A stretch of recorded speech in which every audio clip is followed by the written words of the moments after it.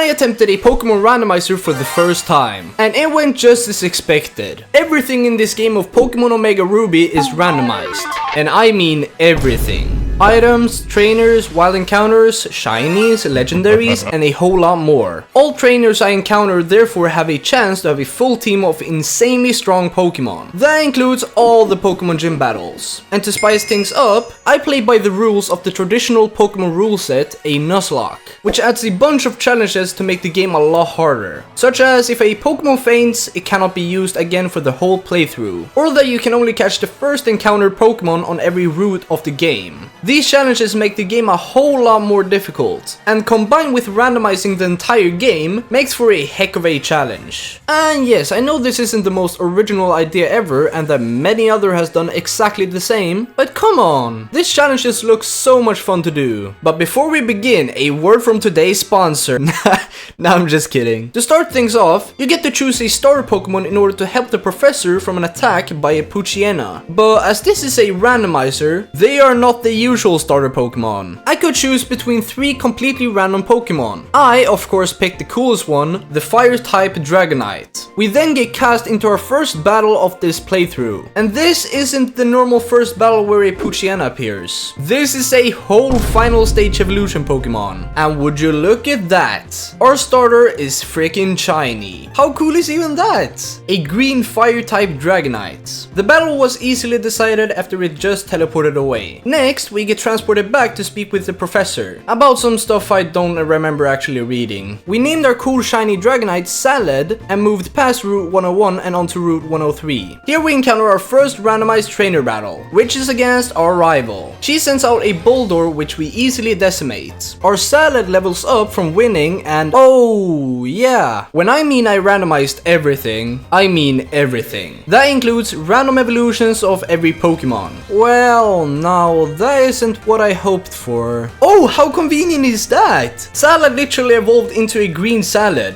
We then move on to getting our first couple of Pokeballs. With these, we can retrace our steps back to Route 101, and here is where we get our first wild encounter. And playing by the Nuzlocke rules, I must catch the first Pokemon I see and only the first one I see on this route. Our first encounter happens to be a Palpitoad, which I'm actually pretty happy about. I throw a Pokeball and secure our second team member, which I then named Palpatine. I saw that he was a pretty low level, so we can't use him in battle until he's been trained. Next I head over to Route 102, where I can find my next randomized encounter, which is a Spinda. It could have been better, but since Pokemon evolve every level, it may evolve into something more useful later on. I name it Headache as I have a feeling it's gonna give me one from trying to evolve it into something better. Salad then evolves once again and into a Trico this time. I just love the colors on this shiny. And I should also mention that once I get a Pokemon I'm satisfied with, I must be able to stop it from evolving again, because otherwise it would be almost impossible to complete the game within a reasonable time. With that, our starter evolves once again to Turtwig, which is also a grass starter Pokemon. We now reach Petalburg City. The gym leader tells us about the gym battles and how we must travel to Rustboro City for our first gym battle. The first gym battle in any Pokemon game is often the most difficult one to complete, but now once the gym leader has a team of randomized Pokemons, their battles could be 1,000 times harder. But right now, the only thing we have to worry about is building and leveling up our team. And with that, we arrive at Route 104, where we can get our next random encounter, which, holy cow, it's an Absol! After having some difficulty catching it, we finally do, and I name it Luck, as this challenge is mostly based on luck. Up until now, I've only been able to use my starter, as my other Pokemon has been severely underleveled. But after saving this scientist from a Team Magma member, I was granted the XP share. The XP share is an item that enables all of your team to get XP without even battling. I could therefore even out my team's levels and get new evolutions. Salad turned into a Nidoran female. And would you look at that beauty? Palpatine evolved into Skiploom. Headache into Staravia. And Luck, I'm actually gonna keep for now. I then pick up my encounter in Petalburg Woods, which happens to be a shiny Noctowl. It's crazy how we now have 2 shinies on our team. How do we manage to get so many grass starters? I picked up an X-Attack from the ground and then decided to fill my team on Route 116. And the one to take the 6th place was yet another shiny. I named the shiny Growlithe Retriever, as it's a dog and its shiny form is golden. I then figured out my luck was holding a life orb, which is very good as it increases the total damage it can do. It was now time to take on the first gym battle against Roxanne, with my full team of 6. I was quite scared of this battle as the randomizer works different on important NPCs, such as gym leaders who have a more intelligent AI and a higher chance of having more powerful Pokémon on their team. I began by putting Electivire to sleep with my newly evolved starter. This was so I could begin setting up the move Wrap, which would damage him over time. But that went horribly wrong as he immediately woke up, giving me no time to use it. Therefore, goodbye Salad, my starter Pokemon. Right after, I made the biggest mistake by setting out Headache, which was a grass type Pokemon, and I somehow managed to forget that Electivire's randomized signature move was Bug Buzz. Luckily, I survived one hit, but to then do almost no damage in return. Headache then got instantly KO'd and we have lost yet another team member. Next, I sent out Luck. Even with the super effective Bug Buzz, we managed to scratch and then quick attack to KO the Electivire. But, leaving Luck with little to no health, and with the drawback of the life orb, Luck was surprisingly KO'd by himself. That left us with half our team taken up with just one of the gym leader's Pokemon, and it did not look good. I got some damage done by Palpatine, but then remembered it would be best if I sent out Retriever for the type advantage, which with the advantage of levels was instantly KO'd by a Boom Burst. Yup, it was not looking great. With now only 2 Pokemon left, Sparkle seemed to be the best choice as it had learned Peck.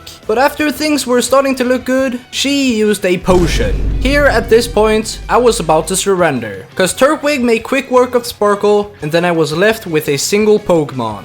But somehow, we managed to make him low, and then I could finish him off with a round from my last Pokemon, Palpatine. And with an awful performance and nearly losing this challenge, I had beaten Roxanne and therefore the first gym of this randomizer. And with it, I also got the technical machine for Ice Fang, which would end up being very useful. When all my Pokemon except Palpatine had fainted, it meant I had to put them all into the box and never use them again. I also knew I had to change things up if I would be able to complete this, cause running around with only a single Pokemon on a randomized Nuzlocke is pretty much the worst thing you could do. So I immediately went to the next route to start filling out my team again. In Rusturf Tunnel, we get our newest randomized encounter. The addition of Sentret will help to stabilize our team again. I name it Scrat, and some of you may get the reference. We were on good ways as both our team members evolved into something a whole lot better. Palpatine evolved into his original final form, Seismitoad, and it will probably be his last time evolving as it's a very good evolution to have. Scrat evolved into an incredible Sylveon. We then helped a guy named Devon to get his stolen parts back to him. I was then introduced to a guy who told me to give this weird letter to someone named Steven. Anyways, we then headed out to sea towards Dewford Town. I got the old fishing rod from an NPC who apparently likes to haul in some big ones. With the fishing rod, we can get our next random encounter on Route 107, which happens to be a Ditto. Normally, a Ditto can't evolve, making it pretty useless. I mean, other than being able to transform into the opposing Pokemon. We do eventually catch it, and I really just have to name it Bob the Blob. Now when I realize, it is kind of useless to name the Pokemon something related to its appearance, cause it's just going to evolve into something different once it levels up.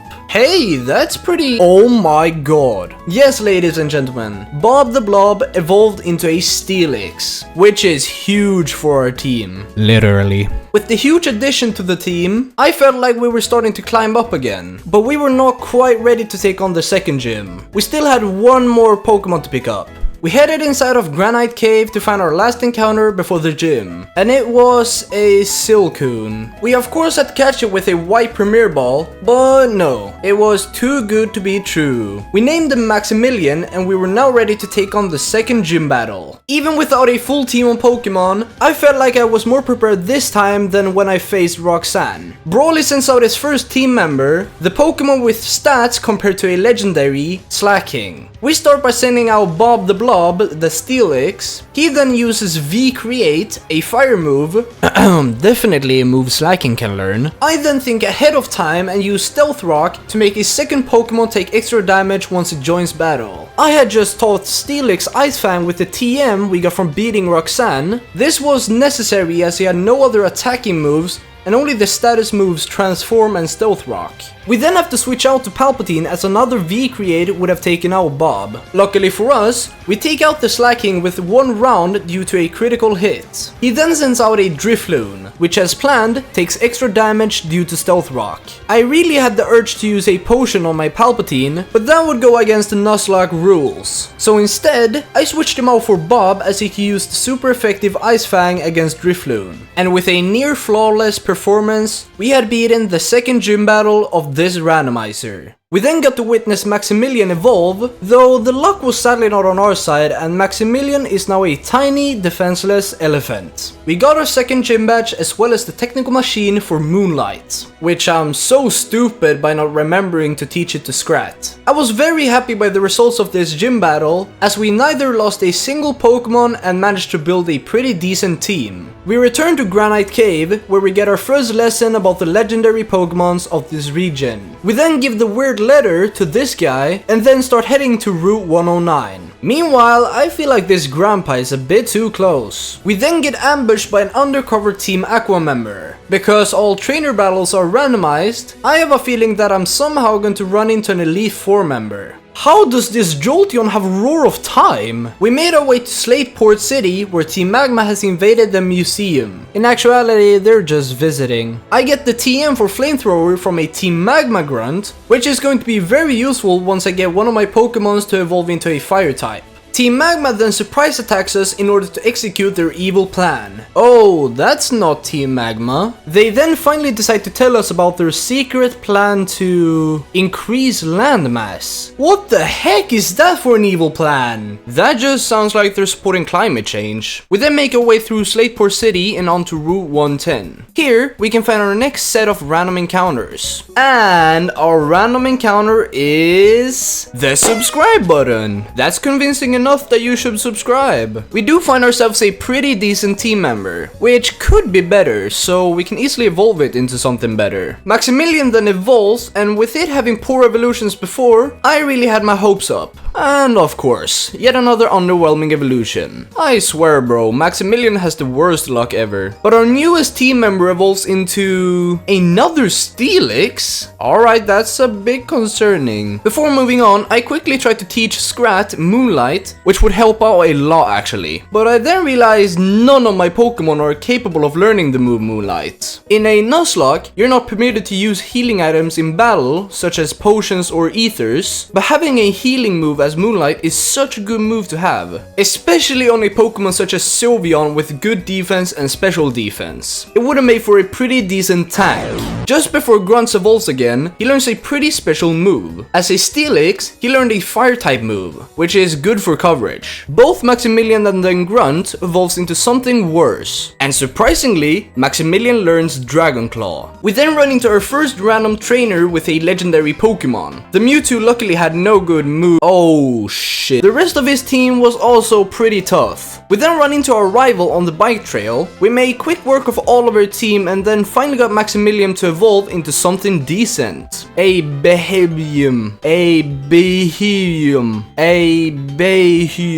Yeah, I don't know how to pronounce that. We have now made it to Mawile City, the location of our third gym challenge. I quickly find out how big and misleading this place is, and I get lost on the way. We catch up to Wally and decide to battle him. He really talks big about having trained his rolls a lot, but I think he overdid it a tiny bit. With no effort at all, we defeat Wally and are therefore ready to take on the gym battle. Almost. We can pick up one last Pokemon on Route 117 before facing the gym. This makes it our final Pokemon to once again fill our team. The Pokemon to fill our team is a Misdreavus. After almost 10 minutes of throwing Pokeballs, I was certain the game was playing tricks on me. Therefore, I named it Trixie. With no more time to waste, we head in to face our third gym. Gym Leader Watson sends out his first Pokemon, which is a Nidorina. With my Maximilian, I began by using multiple Dragon Claws in hopes for a critical critical hit. But Watson, who had a more intelligent AI, decided to set up 2 layers of spikes, which meant that every time I switch in a new Pokemon, they would take extra damage. Therefore, I would try to switch Pokemon as few times as possible. Then, the randomizer came in real handy as my Maximilian had learned the randomized move Mystical Fire. The Oddish was sadly not KO'd in one hit, but I made Watson use up his one and only super potion.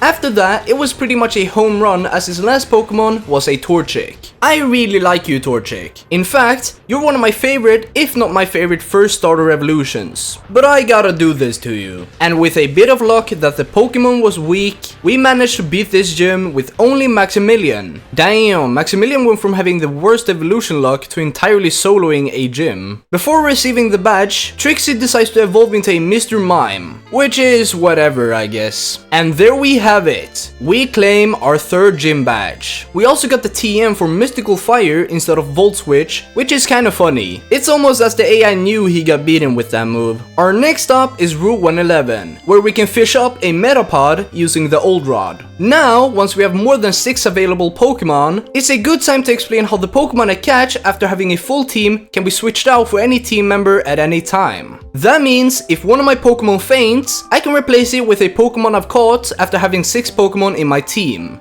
Get it? Alright, we then meet up with our rival at Route 112. She directs me towards Falarbor town, but we decide to stay because there's still some more encounters to be picked up. Our next encounter on Route 112 happens to be a shiny Rhydon, and to make him look even cooler, it so happens that he had the move Oblivion Wing. That's when I was set on catching this guy. I caught it and moved on to Fiery Path, where we got our next random encounter, a Diggersby, or Diggersby. We name him High Five as he has huge arms. Trixie then evolves into a pretty decent Ludicolo. Right after, Grunt also evolves, and into a Lucario, which I'm so happy about. A random uncle then introduces me to a secret base where I can redecorate and make myself a small home, which I will definitely be doing later. But for right now, we head over to Route 113. It would be cool to find a random final evolution Pokemon, though anything except a legendary, cause it would kinda be too hard. And for the first time in this randomizer, we find something incredible. But not only did we find a legendary Pokemon, but we found a shiny legendary Pokemon. We were in luck as I had previously stocked up on Pokeballs at the store in Mobile, and we just couldn't waste this opportunity. So after making it as low as I possibly could, I just started throwing all the Pokeballs I had at him. After less time than I thought, we caught him and I named him Blueberry for his blue stripes. We get ambushed by a ninja under a rock and head over to Falarbor town. At the Poke Center, I then switch out Trixie the Ludicolo for Blueberry. We then find out Team Magma is up to some suspicious stuff at Meteor Falls. So we head over there in order to stop their plan to increase landmass. On our way, we pick up a beautiful Vivillon for backup in case we ever lose a team member. I then witnessed for the first time a fish spewing fire at me. I had kinda mixed feelings about that, so I gave him the big ol'.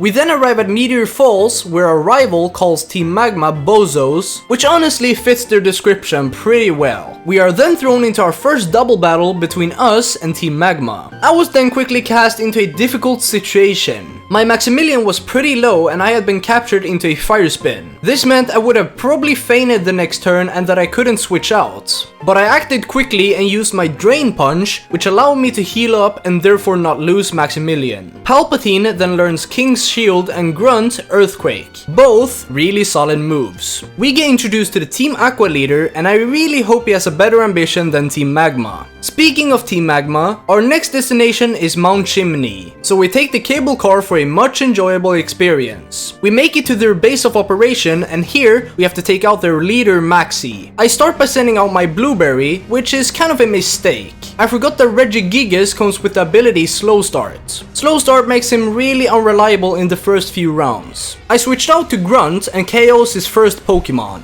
I then decide to switch out to Maximilian, but Klinklang is a bit faster and gets a body slam out on me. I really don't want to risk Maximilian fainting, so I switch out to Bob to take on the Aerodactyl. It's fine though, as 2 Ice Fangs is enough to take him out. Jagged Pass is the last place to get another random encounter before both the 4th and 5th gym, as the gyms are pretty much right after each other. We pick up a girder on our way to Lava Ridge Town, and it somehow gave me more trouble catching it than Regigigas did. We then make our way to Lava Ridge Town, where our next gym battle takes place. And after this point, the Randomizer will start to do some weird things. Flannery starts by sending out a Dustox, and haha, that was a mistake. Grunt can use a fire type move. I make the Dustox low so that Flannery uses her potion. I then KO the Dustox with a single fiery dance. Next up, she sends out a Kingler, which I switch out for Palpatine. Needle Arm then does less damage than what I'd hoped. Dangerously close to feigning, I switched out to Maximilian. He takes out Kingler and in comes Grumpig. He then freezes me, forcing me to switch out.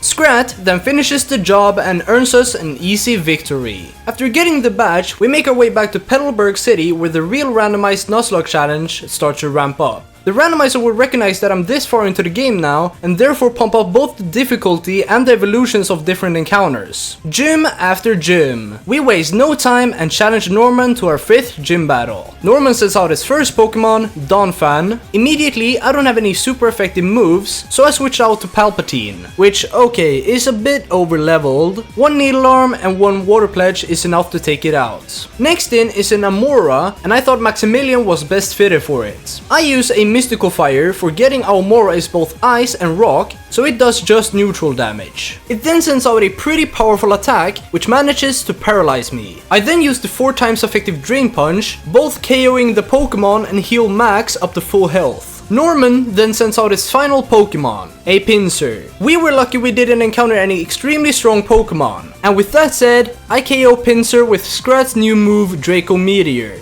winning ourselves the battle against Norman and the 5th gym. The randomizer is far from over, and there's many new Pokemon left to encounter. And it is at this point that the randomizer is going to ramp up and do some crazy randomizations. This is going to be spread out over 2 different parts, and next part will be the time we finish this game. And with only 5 fainted Pokemon, we're halfway through this challenge. I had a blast playing this, and I hope you had too, cause you are of course a part of this experience too. But, as always, I will see you in the next one. Bye bye!